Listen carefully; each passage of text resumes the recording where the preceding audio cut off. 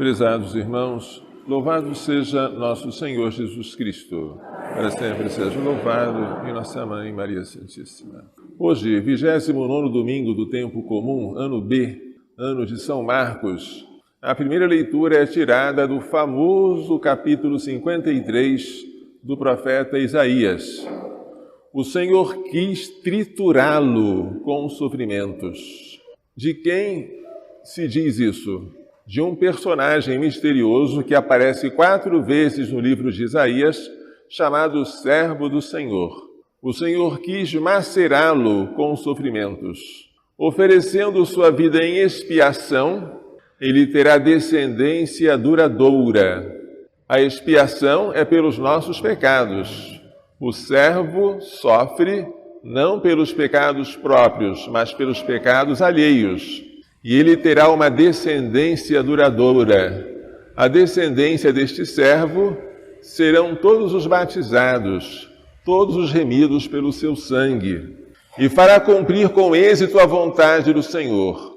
Por esta vida de sofrimento alcançará a luz da ressurreição, a luz da glória e uma ciência perfeita. Meu servo, o justo, fará justos inúmeros homens, carregando sobre si as suas culpas. Esta é a doutrina da justificação. Nós que herdamos o pecado de Adão, em Cristo nos tornamos justos quando a Ele nos incorporamos pelo batismo. O batismo faz aplicar em nós os frutos da sua redenção, da sua morte redentora. A segunda leitura da carta aos Hebreus traz o mesmo tema. Nós temos um sumo sacerdote eminente, grande, que entrou no céu. Quem é? Jesus, o Filho de Deus. Por isso, permaneçamos firmes na fé que professamos, porque não temos um sumo sacerdote incapaz de compadecer-se de nossas fraquezas. Não, ele se compadece, porque ele as experimentou. Ele foi provado em tudo como nós, com exceção do pecado. O melhor médico é aquele que é doente da doença que ele cura. Jesus, que passou pelo sofrimento, compadece-se de nós que sofremos. E ele sofreu tudo aquilo que era possível sofrer, de sofrimentos físicos ou morais. Portanto, ele é misericordioso. Aproximemo-nos com toda a confiança do trono da graça, onde ele está sentado, para alcançarmos misericórdia no momento oportuno. O momento oportuno é agora. E ele está sentado no céu, no seu trono, mas também aqui, diante de nós, no Santíssimo Sacramento. É hora de alcançarmos misericórdia. O Evangelho traz hoje os filhos de Zebedeu, que são Tiago e João, pedindo a Jesus para serem os primeiros, para ocuparem o lugar, um à direita, outro à esquerda dele, quando ele vier na sua glória, em seu reino messiânico. E apresenta também os outros 10 discípulos, indignados contra esses 2 que querem passar à frente. Mas Jesus, como bom mestre, tem paciência com a incapacidade dos alunos. Não sabeis o que estáis pedindo. Podeis beber o cálice que eu vou beber? Este cálice representa o amargor da sua paixão. Podeis ser batizados com o batismo com que vou ser batizado? Batizado em grego quer dizer mergulhado. Jesus será mergulhado num abismo de sofrimentos. Podeis vós também ser mergulhados neste abismo? É a pergunta que Jesus faz. E eles responderam sem entender o alcance da resposta. Podemos. Por quê? Para alcançar a glória a que vós aspirais, é preciso primeiro passar pela suprema humilhação e sofrimento. Vós bebereis o cálice que eu devo beber. Vós partilhareis do meu sofrimento. Tiago seria o primeiro a ser martirizado por obra de Herodes, que iria mandar matá-lo à espada. E João, embora não sofresse morte violenta, sempre participou pelas suas dores dos sofrimentos do Mestre. Bebereis do meu cálice. Sereis batizados com o batismo com que eu devo ser batizado. Sereis mergulhados no meu sofrimento. Mas conceder um lugar à minha direita ou à minha esquerda é para aqueles a quem foi reservado por meu Pai. Quando os outros 10 ficaram indignados com Tiago e João, Jesus chamou-os e disse: sabeis que os chefes das nações as oprimem, que os grandes as tiranizam.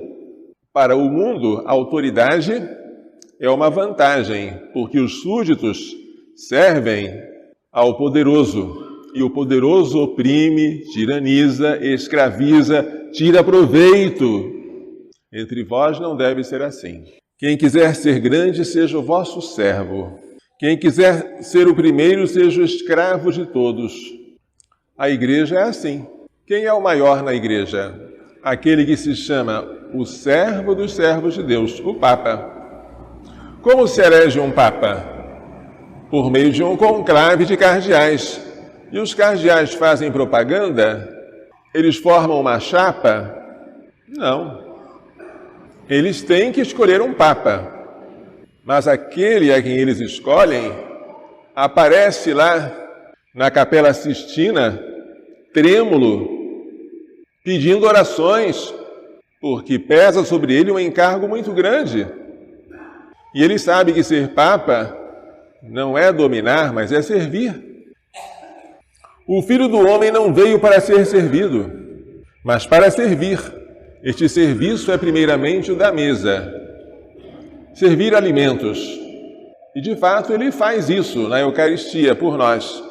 Veio para servir e dar a vida como resgate para muitos. O resgate era o preço que se pagava para libertar um escravo.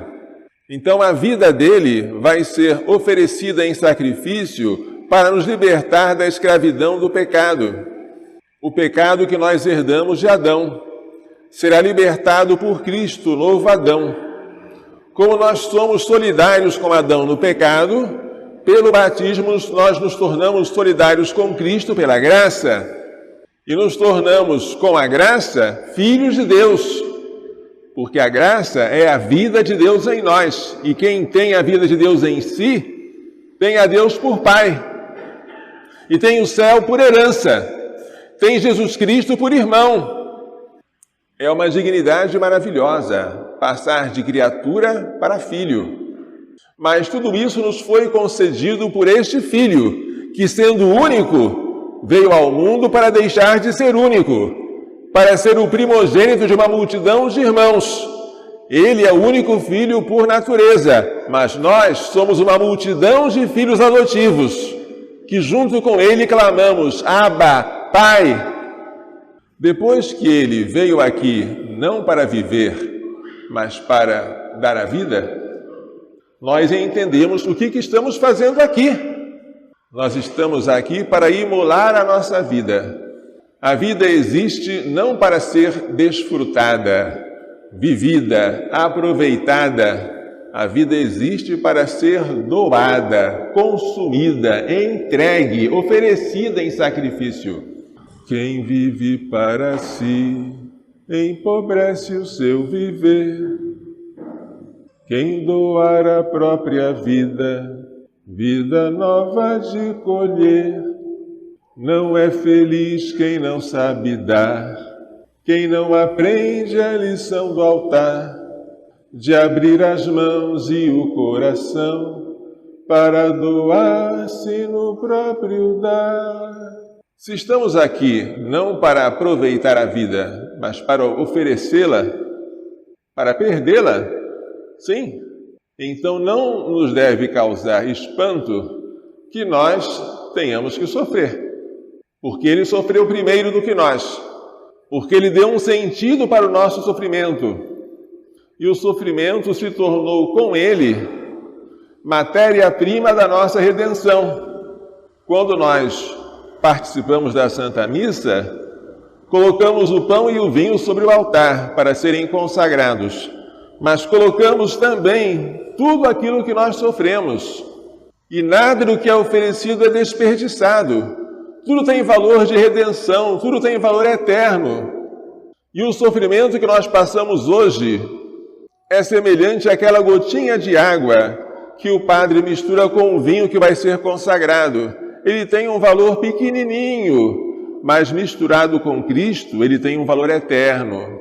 Ora, se não estamos aqui para nosso próprio proveito, nem para desfrutar e aproveitar a vida, é preciso que aprendamos a viver morrendo e agradecer a Deus cada vez que a morte se aproxima, cada vez que nós vemos em nosso corpo os sinais da proximidade da morte, porque é morrendo que se vive.